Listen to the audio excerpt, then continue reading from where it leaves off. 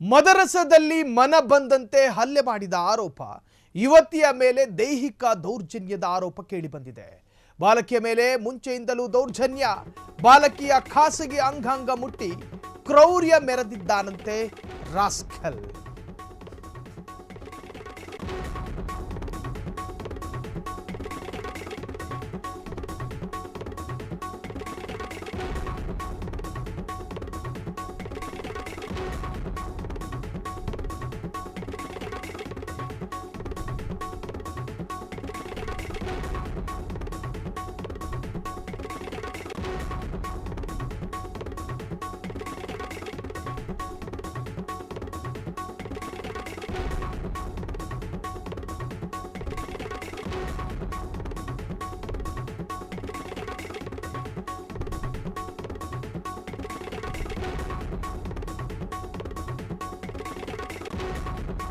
ಆಧ್ಯಾತ್ಮಿಕ ಪ್ರಾಥಮಿಕ ಶಾಲೆ ಅಂತಾರೆ. ಆ ತರಹದ ಮದರಸದಲ್ಲಿ ಯುವತಿಯ ಮೇಲೆ ದೈಹಿಕ ದೌರ್ಜನ್ಯದ ಆರೋಪ ಕೇಳಿ ಬಂದಿದೆ. ಬಾಲಕಿಯ ಮೇಲೆ ಮುಂಚೆಯಿಂದಲೂ ದೌರ್ಜನ್ಯ ಮಾಡ್ತಾ ಇದ್ದಂತೆ ಕೀಚಕ, ಬಾಲಕಿಯ ಖಾಸಗಿ ಅಂಗಾಂಗ ಮುಟ್ಟಿ ಕ್ರೌರ್ಯ ಮೆರೆದಿದ್ದಾನೆ. ಈ ಪೈಶಾಚಿಕ ಕೃತ್ಯ ಸಿಸಿಟಿವಿಯಲ್ಲಿ ಸೆರೆಯಾಗಿದೆ. ಕ್ಷುಲ್ಲಕ ಕಾರಣಕ್ಕೆ ಹಲ್ಲೆ ಮಾಡಿದ್ದಾರೆ ಎಂಬ ಗಂಭೀರ ಆರೋಪ ಕೇಳಿಬಂದಿದೆ.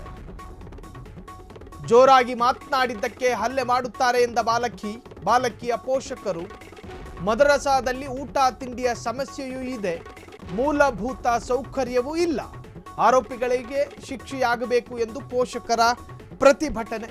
ಇದು ನಡೆದಿರುವಂತಹದ್ದು ದೂರದ ಉತ್ತರ ಪ್ರದೇಶನೋ ಬಿಹಾರೋ ಪಂಜಾಬ್ನಲ್ಲ, ನಮ್ಮದೇ ಬೆಂಗಳೂರಿನಲ್ಲಿ. ಮಕ್ಕಳ ಜೊತೆ ಹೆಂಗೆ ನಡ್ಕೋಬೇಕು ಅನ್ನೋ ಸಣ್ಣ ಪರಿಜ್ಞಾನ ಇಲ್ಲ ಈ ಅವಿವೇಕಿಗಳು, ಈ ಮೂದೇವಿಗಳು. ಮಕ್ಕಳು ಮದ್ರಸಾಕ್ಕೆ ಬರುವಂತಹದ್ದು ಪ್ರಾಥಮಿಕವಾದಂತಹ ಧಾರ್ಮಿಕ ವಿಚಾರವನ್ನು ತಿಳಿದುಕೊಳ್ಳೋದಕ್ಕೆ. ಈತ ಮನುಷ್ಯನಿಗೆ ಹುಟ್ಟಿದಾನೋ ಅಥವಾ ರಾಕ್ಷಸರ ನಡುವಿನ ಸಂಭೋಗದಲ್ಲಿ ಹುಟ್ಟಿದಾನೋ ಗೊತ್ತಿಲ್ಲ. ಸಣ್ಣ ಮಕ್ಕಳ ಜೊತೆ ಹೆಂಗೆ ವರ್ತನೆ ಮಾಡಬೇಕು ಅನ್ನೋ ಕನಿಷ್ಠ ಪರಿಜ್ಞಾನ ಇಲ್ಲ. ಅವಿವೇಕಿಗಳು. ಆತನ ಮಗಳ ಪ್ರಾಯದ ಮಗಳನ್ಸುತ್ತೆ. ಸಣ್ಣ ಕಾರಣಕ್ಕೆ ಕಾಲಲ್ಲಿ ಒದಿತಾನೆ ಅನ್ನೋದಾದ್ರೆ ಈ ಮುಠಾಳನಿಗೆ ಅದೆಂಥ ಧೈರ್ಯ ಅಂತ. ಗೊತ್ತು ಗುರಿ ಇಲ್ಲದ, ಅವರ ಹಿನ್ನೆಲೆಯನ್ನೂ ಕೂಡ ತಿಳಿದುಕೊಳ್ಳದ ಜನ ಈ ತರಹದ ಅವಿವೇಕಿಗಳ ಸಾನ್ನಿಧ್ಯಕ್ಕೆ ತಮ್ಮ ಮಕ್ಕಳನ್ನ ಬಿಡ್ತಾರೆ ಅನ್ನೋದಾದ್ರೆ ಇದು ಯಾವ ತರಹದ ದೌರ್ಜನ್ಯದ ಪರಮಾವಧಿ ಅಂತ. ಯಾವ ತರಹದ ದೌರ್ಜನ್ಯದ ಪರಮಾವಧಿ. ಒಂದು ವೇಳೆ ಅಲ್ಲಿ ಸಿಸಿಟಿವಿಯ ಕ್ಯಾಮೆರಾದಲ್ಲಿ ಈ ದೃಶ್ಯ ಸೆರೆ ಆಗದೇ ಇದ್ದಿದ್ದರೆ ಬಹುಶಃ ಈ ಕೃತ್ಯ ಬಯಲಾಗ್ತಾ ಇರಲಿಲ್ಲ. ಈ ಮೂದೇವಿಯ ವಿರುದ್ಧ FIR ಕೂಡ ದಾಖಲಾಗಿದೆ ಎನ್ನುವಂತಹ ಮಾಹಿತಿ ಇದೆ. ಜೊತೆಗೆ ಈತನನ್ನು ಪೊಲೀಸರು ವಶಕ್ಕೆ ಪಡೆದುಕೊಂಡಿದ್ದಾರೆ ಎನ್ನುವಂತಹ ಮಾಹಿತಿಯು ಕೂಡ ಲಭ್ಯವಾಗಿರುವಂತಹದ್ದು. ಹಾಗಾದರೆ ಈ ಕೃತ್ಯದ ಹಿಂದೆ ಯಾರೆಲ್ಲ ಇದ್ದಾರೆ? ಆ ಮದ್ರಸಾದ ಆಡಳಿತ ಕಮಿಟಿ, ಜೊತೆಗೆ ಆ ಅವಿವೇಕಿ ಇದಾನಲ್ಲ, ಆ ಮಗುವನ್ನು ನಿರ್ದಯವಾಗಿ ಹೊಡಿತಾ ಇದ್ದಾನಲ್ಲ, ಆ ರಾಸ್ಕಲ್ನ ಹಿಂದೆ ಯಾರೆಲ್ಲ ಇದ್ದಾರೆ ಎನ್ನುವಂತಹದ್ದು ಕೂಡ ತನಿಖೆಯಿಂದ ಹೊರಬರಬೇಕು.